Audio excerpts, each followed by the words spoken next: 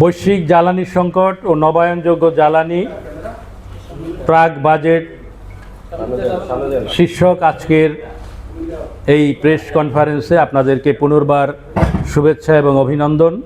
আমি ধারণাপত্রটি আপনাদের সামনে উপস্থাপন করছি। 2026 সালের মে মাসে বাংলাদেশের জ্বালানি ও বিদ্যুৎ খাত নিয়ে নতুন করে জাতীয় আলোচনা শুরু হয়েছে। আন্তর্জাতিক বাজারে তেল, এলএনজি ও কয়লার মূল্যবৃদ্ধি, মধ্যপ্রাচ্য ভিত্তিক ও ভূ রাজনৈতিক সংকট, বৈদেশিক মুদ্রার চাপ এবং বিদ্যুৎ খাতে ক্রমবর্ধমান ভর্তুকির বোঝা বাংলাদেশের জ্বালানি নিরাপত্তাকে বড় ধরনের ঝুঁকির মুখে ফেলেছে। সাম্প্রতিক বিভিন্ন গবেষণা, সংবাদ প্রতিবেদন ও বিশ্লেষণে উঠে এসেছে যে আমদানি নির্ভর জীবাশ্ম জ্বালানি ব্যবস্থা দেশের অর্থনীতিকে ক্রমেই অস্থিতিশীল করে তুলছে। 2026 সালের মে মাসে প্রকাশিত বিভিন্ন গবেষণা ও সংবাদ প্রতিবেদনে দেখা গেছে বাংলাদেশ গত 5 বছরে জীবাশ্ম জ্বালানি নির্ভর বিদ্যুৎ উৎপাদনের কারণে উৎপাদন ব্যয় প্রায় 83% বৃদ্ধি পেয়েছে। একই সাথে বিদ্যুৎ উৎপাদনে ক্যাপাসিটি পেমেন্ট, এলএনজি আমদানি ব্যয় এবং ভর্তুকির চাপ রাষ্ট্রীয় অর্থনীতিকে দুর্বল করছে। গ্যাস, কয়লা ও তেল ভিত্তিক বিদ্যুৎ উৎপাদনের ওপর অতিরিক্ত নির্ভরতার ফলে বৈদেশিক মুদ্রার চাপ বৃদ্ধি পাচ্ছে এবং বিদ্যুৎ খাতে ভর্তুকির পরিমাণও ক্রমাগত বাড়ছে। এরই ধারাবাহিকতায় বাংলাদেশ বিদ্যুৎ উন্নয়ন বোর্ড পিডিবি পুনরায় বিদ্যুতের দাম বৃদ্ধির প্রস্তাব করেছে, যা সাধারণ জনগণের জীবনযাত্রার ব্যয় আরও বাড়িয়ে তুলবে। সেন্টার ফর পলিসি ডায়ালগ সিপিডি এবং অন্যান্য জ্বালানি বিশ্লেষকদের সাম্প্রতিক উপস্থাপনায় উল্লেখ করা হয়েছে যে 2026 সালের মে মাস পর্যন্ত বাংলাদেশের মোট নবায়নযোগ্য জ্বালানি সক্ষমতা প্রায় 1745 মেগাওয়াট, যা দেশের মোট বিদ্যুৎ উৎপাদন সক্ষমতার মাত্র 5.39%। এর মধ্যে সৌর শক্তির অংশই সবচেয়ে বেশি।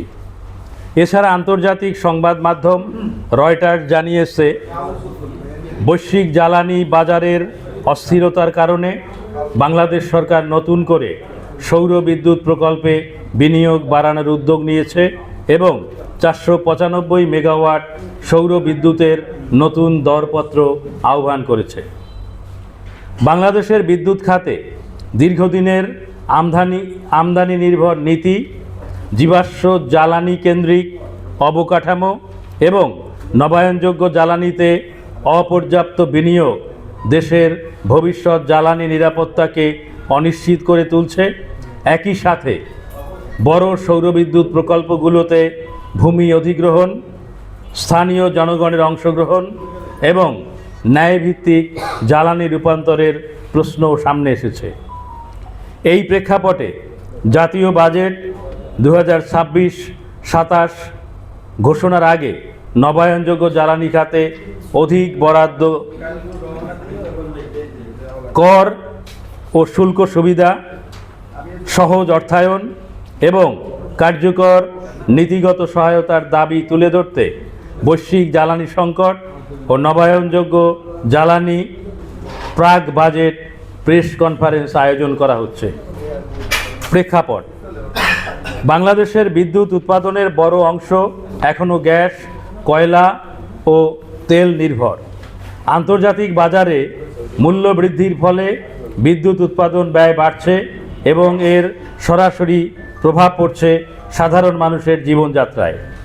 সাম্প্রতিক বিশ্লেষণে দেখা গেছে এলএনজি আমদানির জন্য 2026 সালের এপ্রিল-জুন সময়ে বাংলাদেশকে প্রায় 1.07 বিলিয়ন মার্কিন ডলার সমপরিমাণ ভর্তুকি দিতে হতে পারে। একই সাথে জীবাশ্ম জ্বালানি ভিত্তিক বিদ্যুৎ কেন্দ্রগুলোর জন্য দীর্ঘদিন ধরে বিপুল অঙ্কের ক্যাপাসিটি পেমেন্ট দিতে হচ্ছে। বিভিন্ন গবেষণায় বলা হয়েছে গত এক দশকের বেশি সময়ে এই খাতে 1 লাখ কোটি টাকারও বেশি ব্যয় হয়েছে। অন্যদিকে নবায়নযোগ্য জ্বালানির সম্ভাবনা থাকা সত্ত্বেও বাংলাদেশ এখনও এই খাতে কাঙ্ক্ষিত অগ্রগতি অর্জন করতে পারেনি।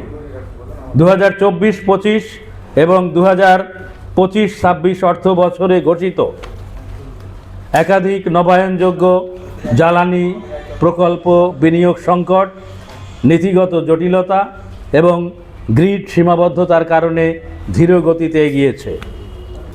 বিশেষজ্ঞদের মতে আমদানি নির্ভর জ্বালানি ব্যবস্থা দীর্ঘমেয়াদে অর্থনৈতিক ঝুঁকি বাড়ায়। জীবাশ্ম জ্বালানি পরিবেশ দূষণ ও জলবায়ু পরিবর্তনের অন্যতম কারণ। নবায়নযোগ্য জ্বালানিতে বিনিয়োগ বৈদেশিক মুদ্রার চাপ কমাতে পারে। সৌর বিদ্যুৎ সম্প্রসারণে কর ছাড়, সহজ ঋণ ও নীতিগত সহায়তা জরুরি। রুফটপ সোলার ইরিগেশন ও কমিউনিটি ওন্ড এনার্জি সিস্টেমস বাংলাদেশের জন্য কার্যকর সমাধান হতে পারে। এই প্রেস কনফারেন্স আয়োজনের উদ্দেশ্য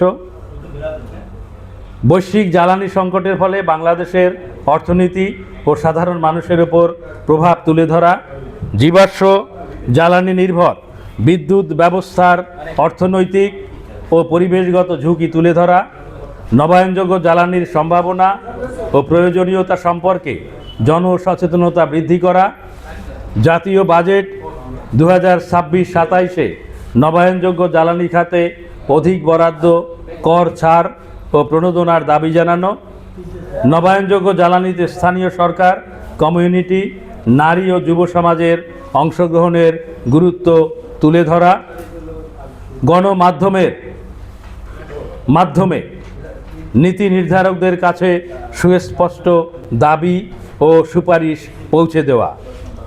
আলোচনার মূল বিষয়সমূহ: বৈশ্বিক জ্বালানি সংকটের বর্তমান পরিস্থিতি, আন্তর্জাতিক বাজারে তেল, গ্যাস ও কয়লার মূল্য বৃদ্ধি, মধ্যপ্রাচ্য ভিত্তিক ভূ রাজনৈতিক সংকটের প্রভাব, আমদানি নির্ভর জ্বালানি ব্যবস্থার ঝুঁকি, বাংলাদেশের বিদ্যুৎ ও জ্বালানি খাতে বর্তমান বাস্তবতা, এলএনজি আমদানির ব্যয় বৃদ্ধি, বৈদেশিক মুদ্রার ওপর চাপ, বিদ্যুৎ খাতে ভর্তুকি ও ক্যাপাসিটি পেমেন্ট, বিদ্যুতের মূল্য বৃদ্ধি ও জনজীবনে প্রভাব, নবায়নযোগ্য জ্বালানির সুযোগ ও সম্ভাবনা, রুফটপ সোলার ইরিগেশন, এগ্রিভোল্টারিক্স,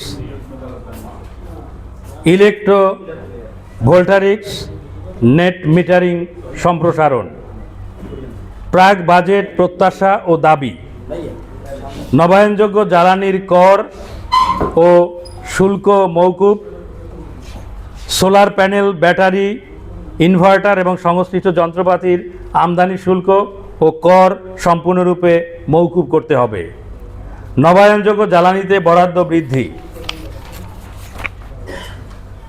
সরকারি ও বেসরকারি ভবনে নবায়নযোগ্য জ্বালানির ব্যবহার বৃদ্ধি করতে কার্যকর নীতিমালা গ্রহণ করতে হবে, অভ্যন্তরীণ অর্থায়ন ও সহজ ঋণ, কনসেশনাল আয়ন, সবুজ তহবিল বা লোন, সবুজ তহবিল এবং রিস্ক শেয়ারিং মেকানিজম গড়ে তুলতে হবে, জীবাশ্ম জ্বালানিতে নতুন বিনিয়োগ কমানো, নতুন কয়লা, তেল ও এলএনজি প্রকল্পে বিনিয়োগ সীমিত করে নবায়নযোগ্য জ্বালানিতে বিনিয়োগ বাড়াতে হবে, গ্রিড ব্যবস্থার আধুনিকায়ন, নবায়নযোগ্য জ্বালানি জাতীয় গ্রিডে যুক্ত করার জন্য প্রায়োরিটি ডিসপাস ও আধুনিক সঞ্চালন ব্যবস্থা নিশ্চিত করতে হবে, শিল্প খাতে সবুজ জ্বালানি ব্যবহার, carbon border adjustment mechanism CBM এর প্রেক্ষাপটে রপ্তানিমুখী শিল্পে নবায়নযোগ্য জ্বালানি ব্যবহারের নীতি গ্রহণ করতে হবে। অংশীদার ও সংগঠনগুলোর জন্য নির্দেশনা, প্রেস কনফারেন্স আয়োজনের সময় অংশীদার সংগঠনগুলোকে নিম্নলিখিত বিষয়গুলোর উপর গুরুত্ব দিতে হবে: তথ্যভিত্তিক বক্তব্য প্রদান, স্থানীয় জনগণের অভিজ্ঞতা তুলে ধরা, জ্বালানি সংকটের সামাজিক ও অর্থনৈতিক প্রভাব ব্যাখ্যা করা, নবায়নযোগ্য জ্বালানির সফল উদাহরণ তুলে ধরা, বাজেট সংক্রান্ত সুস্পষ্ট দাবি উপস্থাপন করা, সহজ ও পরিষ্কার ভাষায় গণমাধ্যমের কাছে বক্তব্য তুলে ধরা, নারী, যুব সমাজ ও স্থানীয় সরকারের সম্পৃক্ততা নিশ্চিত করার দাবি জানানো। প্রত্যাশিত ফলাফল: নবায়নযোগ্য জ্বালানি বিষয়ে জনসচেতনতা বৃদ্ধি, জাতীয় বাজেট আলোচনায় নবায়নযোগ্য জ্বালানির গুরুত্ব বৃদ্ধি, নীতি নির্ধারকদের কাছে সুস্পষ্ট দাবি ও সুপারিশ পৌঁছানো, গণমাধ্যমে জ্বালানি রূপান্তর ইস্যুর ইতিবাচক প্রচার বৃদ্ধি, স্থানীয় পর্যায়ে নবায়নযোগ্য জ্বালানি নিয়ে নতুন উদ্যোগ সৃষ্টি। উপসংহার: বাংলাদেশের টেকসই উন্নয়ন, জ্বালানি নিরাপত্তা এবং জলবায়ু সহনশীল ভবিষ্যৎ নিশ্চিত করতে নবায়নযোগ্য জ্বালানিতে দ্রুত বিনিয়োগ বৃদ্ধি এবং কার্যকর নীতিগত সহায়তা এখন সময়ের দাবি। 2026 সালের বৈশ্বিক জ্বালানি পরিস্থিতি আবারও প্রমাণ করেছে যে আমদানি নির্ভর জীবাশ্ম জ্বালানি ব্যবস্থা দীর্ঘমেয়াদে টেকসই নয়। তাই জাতীয় বাজেট 2026-27-এ নবায়নযোগ্য জ্বালানিকে সর্বোচ্চ অগ্রাধিকার দেওয়া, জনগণকেন্দ্রিক ও ন্যায়ভিত্তিক জ্বালানি রূপান্তর নিশ্চিত করা এবং পরিবেশ বান্ধব জ্বালানি ব্যবস্থার দিকে দ্রুত অগ্রসর হওয়াই এখন সবচেয়ে জরুরি পদক্ষেপ।